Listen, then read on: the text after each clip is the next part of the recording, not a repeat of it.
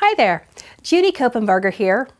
I'm glad that you're here today because we're going to be discussing financial balance and how you can achieve the outcome that you want financially by implementing a few simple principles.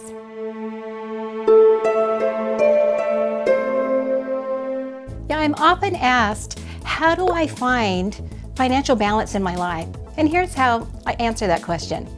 Just like the rest of your life, you have to fill your calendar with the things that matter most. Is it family time? Is it time in faith? Is it time in fun?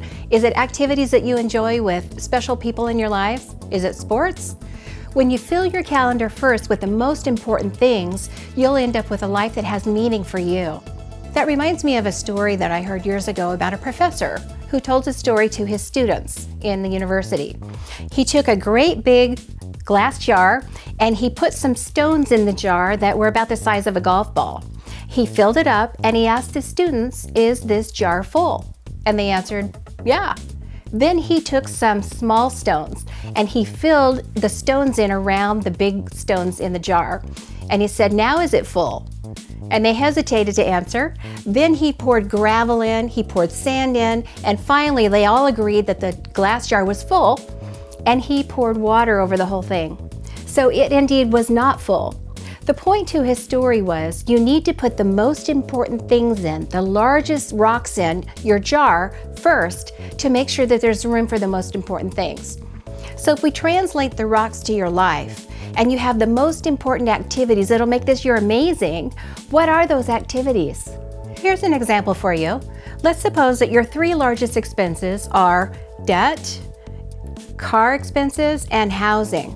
Now your debt might be a loan from school, it might be a loan from medical expenses, or it might be consumer credit, like credit cards that just kind of got out of control.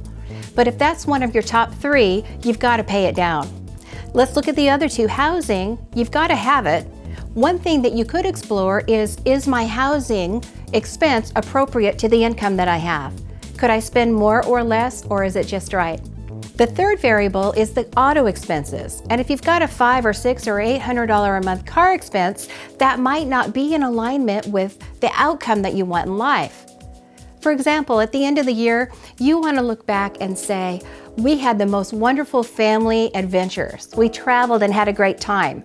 If one of those big stones, one of those big rocks needs to be family travel adventures, and instead it's auto expenses, maybe you could exchange it. Maybe the auto expenses don't need to be the largest stone, they could be a smaller stone.